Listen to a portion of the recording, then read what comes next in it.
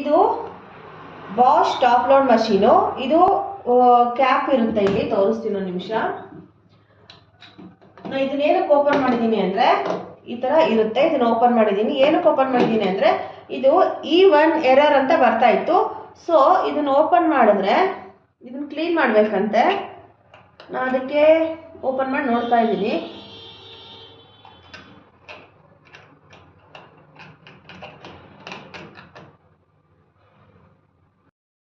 ಕ್ಯಾಪ್ನ running ವಾಟರಲ್ಲಿ clean ಮಾಡ್ಕೊಂಡು ಬಂದು ಹಾಕೋಣ.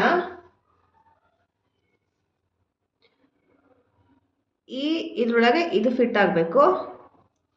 ಇದನ್ನ ರನ್ನಿಂಗ್ ವಾಟರಲ್ಲಿ ನಾನು ಕ್ಲೀನ್ ಮಾಡ್ಕೊಂಬಂದು ಹಾಕ್ತಾ ಇದ್ದೀನಿ.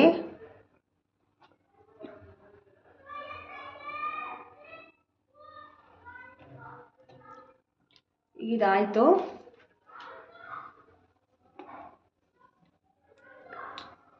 ಈಗ ಇದನ್ನು ತಿರುಗಿಸ್ತಾ ಇದ್ದೀನಿ.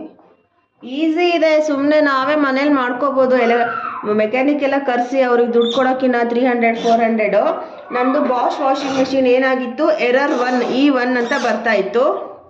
ಜಸ್ಟ್ ಇದನ್ನು ರಿಮೂವ್ ಮಾಡಿದೆ. ರಿಮೂವ್ ಮಾಡಿಬಿಟ್ಟು ಅದನ್ನು ಕ್ಯಾಪ್ ಎಲ್ಲ ಹಾಕಿದ್ದೀನಿ. ಇವಾಗ ನೋಡೋಣ.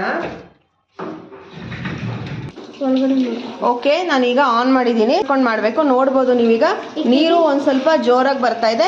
ಇದು ನಮ್ಮದು ಬಾಷ್ ಟಾಪ್ ಲೋಡ್ ಮಷೀನ್ ಆಗಿರೋದ್ರಿಂದ ಏನಾಗುತ್ತೆ, ತೆಗೆದುಕೊಳ್ಳೆ ಕೀ ಅನ್ನೋಕ್ಕೆ ಶುರುವಾಗುತ್ತೆ ನೋಡಿ. ಓಕೆನಾ, E3 ಅಂತ ಬರ್ತಾ ಇದೆ. ಆಗಲೇ ನನಗೆ E1 ಅಂತ ಬರ್ತಾ ಇತ್ತು. ಮತ್ತೆ ಈಗ ನಾವು ಸ್ಟಾರ್ಟ್ ಮಾಡಬೇಕು. ಆವಾಗ ನೀರು ಬರೋಕ್ಕೆ ಶುರುವಾಗುತ್ತೆ. ಈಗ ನೋಡಿ, ಪರವಾಗಿಲ್ಲ. ನಂಗೆ ಮುಂಚೆ ತುಂಬ ಸಣ್ಣಗೆ ಬರ್ತಾ ಇತ್ತು, ಇವಾಗ ನೀರು ಜೋರಾಗಿ ಬರ್ತಾ ಇದೆ. ನನ್ನ ಪ್ರಾಬ್ಲಮ್ ಸಾಲ್ವ್ ಆಯ್ತು ಈಗ.